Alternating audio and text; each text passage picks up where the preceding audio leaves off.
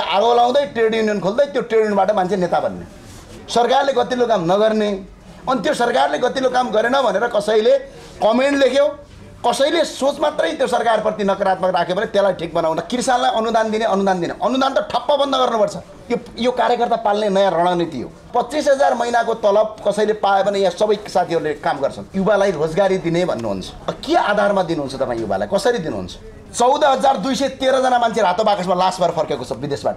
अघिल्लो वर्षमा मात्रै 7,41,000 मान्छे विदेश गयो भने यो वर्ष मात्र फर्म भर्नेको सङ्ख्या झन्डै तपाईँको कति भन्छ 8,11,390 जना छ। हामी प्रतिपक्ष हौँ, प्रतिपक्षले चाहिँ सरकारले जेसुकै कुरा ल्याए पनि राम्रो नदेख्ने, अब प्रतिपक्षले जे कुरा सुझाव राखे पनि सरकारले त्यसलाई स्वीकार नगर्ने, यो परम्पराभन्दा चाहिँ अलिकति हामी बाहिर जानुपर्छ। सरकारले ल्याएका केही कार्यक्रमहरू राम्रा होलान्, केही कार्यक्रम नराम्रा होलान्, तर समग्रमा चाहिँ के छ भन्ने कुरा हो। कुनै पनि नीति तथा कार्यक्रम ल्याउँदाखेरि चाहे त्यो कुनै सरकारको कुरा होस्, चाहे त्यो कुनै एउटा सानो संस्थाको कुरा होस्, चाहे कुनै एउटा प्राइभेट कम्पनीको कुरा होस्, नीति तथा कार्यक्रम ल्याउनभन्दा अगाडि त्यसका आधारहरू हुन्छन्, धेरैभन्दा धेरै आधारहरू हुन्छन्।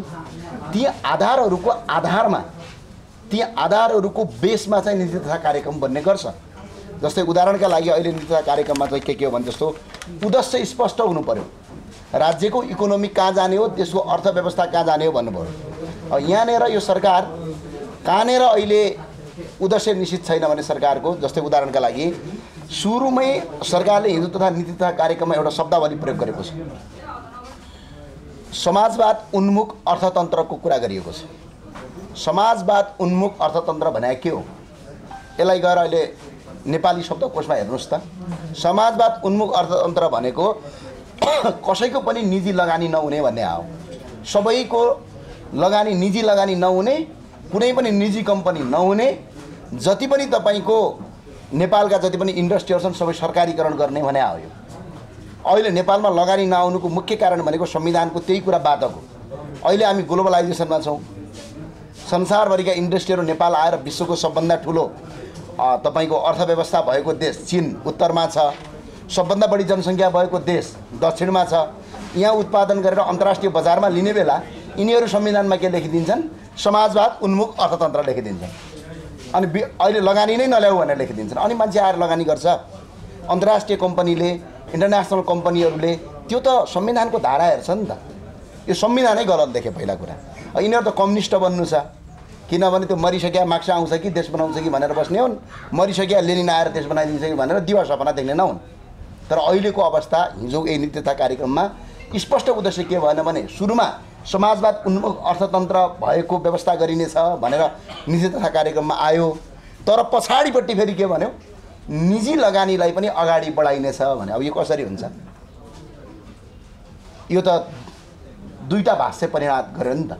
त्यो भए हुनाले यो अहिले नीति तथा कार्यक्रम चाहिँ के छ भने यो केपी शर्मा ओली कमरेडको उही पानी जहाज हो।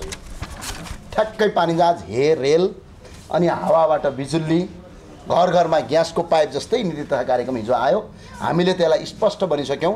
पुरानो ढर्राको च्यातिएको कागज जस्तो, टोले गुण्डाहरूले आफ्नो क्षेत्र निर्धारण गर्नलाई बनाएको सम्झौताको खास्टो जस्तो। अनि एउटा अर्को लेखेछ नीति तथा कार्यक्रममा, यो हेर्नुहोस् त, पढ्नुहोस् त, के लेख्नु भएको छ? यस्तो लेख्न मिल्छ? अहिलेसम्म नीति तथा कार्यक्रम पढ्नु भएको छैन।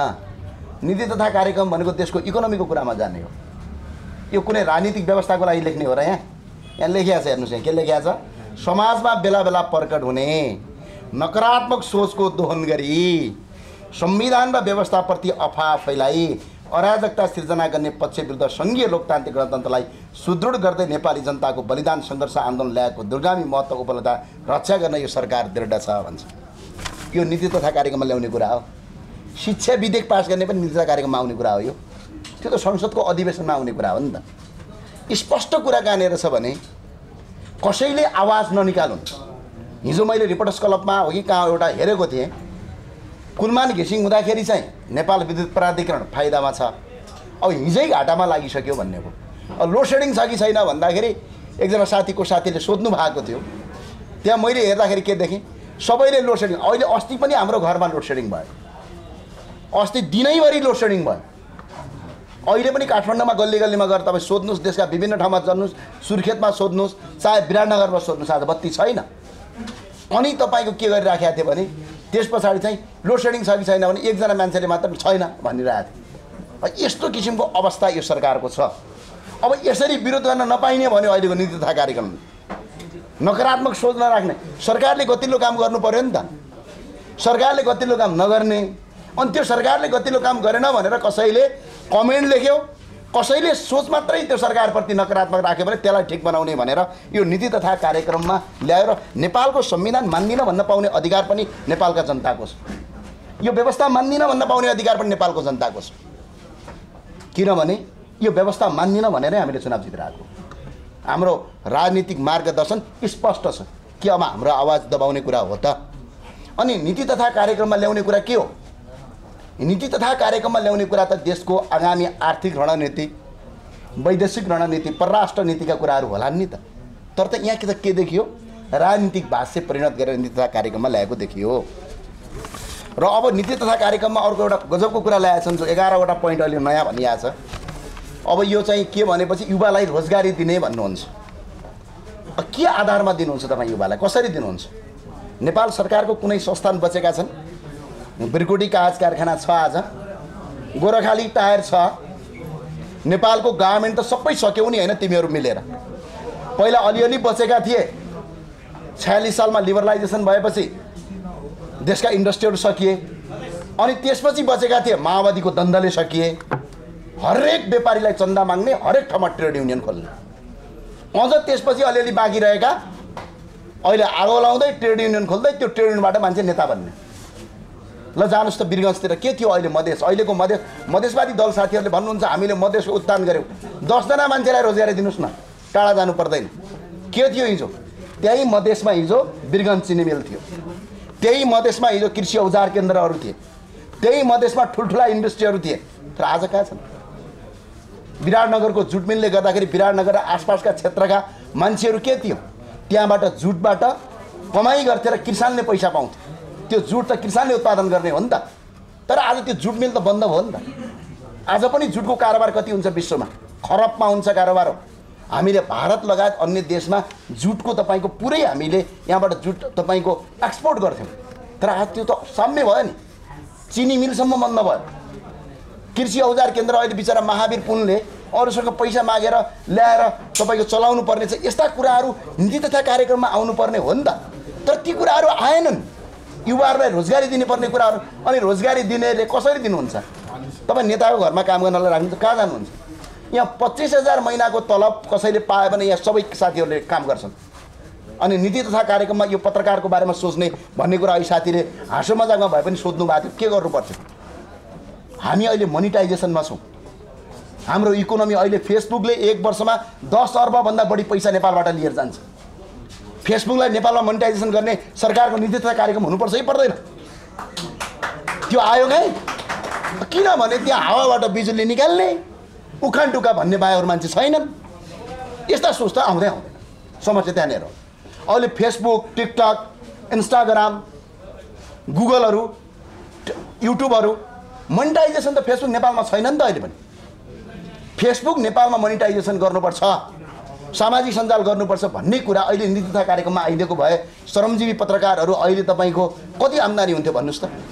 10-12 अरब रुपियाँ त नेपालमा बसेका मान्छेले पैसा कमाउँछ। यसको विज्ञापन मार्केट कति ठुलो छ? यो नीति तथा कार्यक्रममा आएन। अर्को किसानको कुरा उठ्यो। किसानलाई अनुदान दिने, अनुदान त ठप्प बन्द गर्नुपर्छ। यो कार्यकर्ता पाल्ने नयाँ रणनीति हो। अस्ति मात्रै यो 10 वर्षमा ऋषि दमलाजीलाई गएर एकछिन सोध्नुहोस्, खोज्नुहोस्, रिपोर्ट बजाउनुहोस्, म तपाईँलाई भन्छु। कृषि मन्त्रालयले अस्ति एउटा गतिलो काम गरेको छ। अघिल्लो पटक यो 10 वर्षमा 1 खर्ब 12 अर्बभन्दा बढी कृषिमा अनुदान गयो। तर त्यसभित्रको 85% किसान होइनन्। सबका सब पार्टीको झोले कार्यकर्तालाई कृषि अनुदान दिएर देशको कृषि बन्द गरे। मेरै जिल्लामा गएको भेडा फर्मै नभएको मान्छेले भेडा फर्ममा तपाईँको पैसा लगाए। कहाँ छ भन्दाखेरि त्यो भेडा फर्म खोज्न आउँदाखेरि फोटो खिच्छ पठाउँछ, सक्यो। अनि यो अनुदान राखेर काम छ? बरु के गर्नुपर्छ भनेपछि केही गर्नु पर्दैन। सरकारले अहिले कृषिमा निर्भर गर्ने हो भने भारत र अन्य देशबाट आउने हरियो तरकारी रोक्ने कानुन अहिलेको नीति तथा कार्यक्रममा ल्याइदेऊ न, भन्सार बढाउने नीति ल्याइदेऊ न। अनि चामलहरू अहिले कति आएको छ ल हेर्नुहोस्, यो सुन्नु होला। भर्खर मात्रै जम्मा हाम्रो कृषियोग्य जमिन कति छ ल हेर्नुहोस्, नीति तथा कार्यक्रममा यो आउनुपर्छ नि। मुलुकभर 41,21,000 हेक्टर खेतीयोग्य जमिन छ, त्यसमध्ये 30,91,000 हेक्टर मात्र खेती हुन्छ, बाँकी रहेको 10,30,000 हेक्टर जमिन त बाँझो छ। आज यो 10,30,000 हेक्टर जमिन के कारणले बाँझो भयो भनेर सरकारले नीति तथा कार्यक्रममा खोज्नुपर्छ कि पर्दैन?